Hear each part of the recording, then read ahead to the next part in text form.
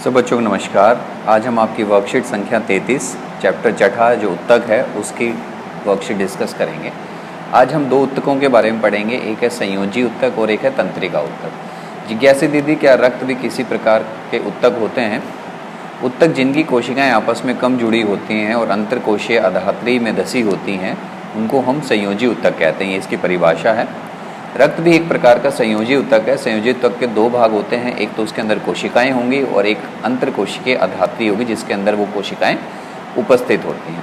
अधात्री जो है जेली के रूप में, तरल के रूप में, सघन या कठोर किसी भी तरह से हो सकती है और अधात्री की प्रकृति विशिष्ट संयोजी उत्तकों के कार्य के अनुसार होती है कि वो कौन से आपके उत्तक हैं।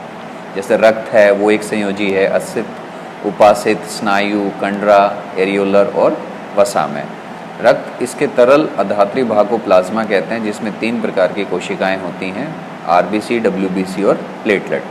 स्वतंत्र रूप से निलंबित रहती हैं। ये शरीर के विभिन्न पदार्थों जैसे ऑक्सीजन, कार्बन डाइऑक्साइड, हार्मोन, अपशिष्ट, त्वचा, भोजन आदि को एक भाग से दूसरे भाग तक संवहन करती हैं, लेके जाती हैं। तो ये हमारे रक्त के बारे में था। आप ये चित्र में देख सकते हैं कि जो ये पीले रंग का हिस्सा दिखा रखा है ये प्लाज्मा है और इसके अंदर 3 तरह की कोशिकाएं जो हैं आरबीसी, डब्ल्यूबीसी और प्लेटलेट जो हैं उपस्थित होती हैं। आरबीसी आपके शरीर की सबसे छोटी कोशिका भी कही जाती है। दूसरा प्रश्न है कि ज्ञान जानना चाहता है कि उत्तेजना के अनुकूल प्रतिक्रिया सजीवों का एक लक्षण है। तो सभी कोशिकाएं उत्तेजना के अनुकूल प्रतिक्रिया करती हैं और शरीर के इस उत्तेजना को शीघ्र एक स्थान से दूसरे स्थान तक पहुंचाने का कार्य एक उत्तक द्वारा किया जाता है जिसको कि तंत्रिका उत्तक कहते हैं। जैसे कि किसी वस्तु, जैसे हमारी उंगली ने किसी गर्म चीज़ को छुआ तो उसी टाइम हम उंगली को हटा लेंगे, तो उस जो है क्षण भर के अंदर जो कार्य हुआ वो किसने किया? वो तंत्रिका उत्तक ने किया। आप देखो तंत्रिका उत्तक आपके मेरु रज्जु में वहाँ मैसेज लेके गई, मेरु रज्जु से आपके हाथ के जो है मांसपेशियों के पास आया और हाथ हट गया। तो तंत्रिका उत्तक जो है मस्तिष्क, मेरु रज्जु तथा तंत्रिकाएँ इन सब से बनी होती है और इसके अंदर जो है तंत्रिका उत्तक की जो एक इकाई होती है जो कार्य करने वाली, उसको जो है तंत्रिका कोशिका या न्यूरॉन कहा जाता है। न्यूरॉन की अगर हम संरचना की बात करें तो 3 भागों में विभाजित है, द्रुमिका, कोशिकाएं और तंत्रिका अक्ष। तो ये जो है आप देख रहे हो 3 हिस्से, एक ये है, एक यहाँ तक है और एक ये हिस्सा है। तो ये आपकी जो है द्रुमिका वाला हिस्सा है, ये एक्सोन तंत्रिकाश हो गया, ये कोशिकाएँ है और द्रुमिका ये हो गया। तो इस तरह से 3 हिस्से हैं। न्यूरॉन कोशिका के कोशिकाएं भाग में केंद्रक तथा कोशिका द्रव होते हैं। तो यहाँ पे 2 चीज़ें होंगी, एक केंद्रक होगा, कोशिका द्रव होगा। प्रत्येक न्यूरॉन में एक लंबा जो है प्रवर्ध होता है जिसको कि एक्सोन कहते हैं। यहाँ से आप देख सकते हैं इसको। उसके बाद बहुत सारे तंत्रिका रेशे संयोजी उत्तक के द्वारा एक साथ मिलकर एक तंत्रिका का निर्माण करते हैं। न्यूरॉन का कार्य जब हम देखें तो तंत्रिका रेशे से गुजरने वाली संवेदना को तंत्रिका स्पंदन कहते हैं, नर्व इम्पल्स इंग्लिश में कहा जाता है इसको। किसी न्यूरॉन की द्रुमिका और दूसरे न्यूरॉन के अंतिम सिरे ही संपर्क में रहते हैं और तंत्रिका स्पंदन के मस्तिष्क तक पहुंचते हैं।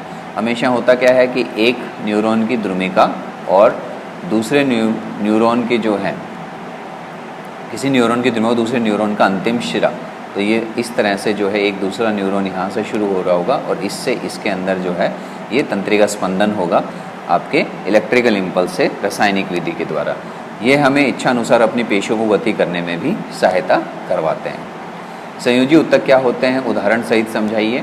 वे उत्तक जिनकी कोशिकाएं स्थिर दूरी पर होती हैं और एक अंतरकोशीय मैट्रिक्स में अंतर्निहित होती हैं उन्हें संयोजी उत्तक के रूप में कहा जाता है। रक्त में कोशिकाएं जो हैं ये और प्लेटलेट्स और मैट्रिक्स प्लाज्मा होता है, ये उसका उदाहरण हो गया।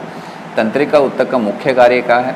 उत्तेजना प्रदान करना और मस्तिष्क और रीढ़ की हड्डी को संकेत भेजना। ये संकेत तंत्रिकाओं के माध्यम से ही मांसपेशियों को भी फिर वापस आते हैं। न्यूरॉन का एक नामांकित चित्र आप पीछे से देख के बना लोगे। एक तरल अधात्री वाले संयोजी उत्तक का नाम तथा उसके कार्य लिखिए। रक्त एक संयोजी उत्तक है जिसमें एक तरल मैट्रिक्स होती है जिससे प्लाज्मा के रूप में जाना जाता है। ये शरीर के एक हिस्से से दूसरे हिस्से में ऑक्सीजन, कार्बन डाइऑक्साइड, पचे हुए भोजन, हार्मोन, उत्सर्जक पदार्थ आदि जैसी गैसों का प्रभाव और परिवहन करता है। तो ये आज के प्रश्न उत्तर हैं। उम्मीद है वर्कशीट पसंद आई होगी। देखने के लिए धन्यवाद।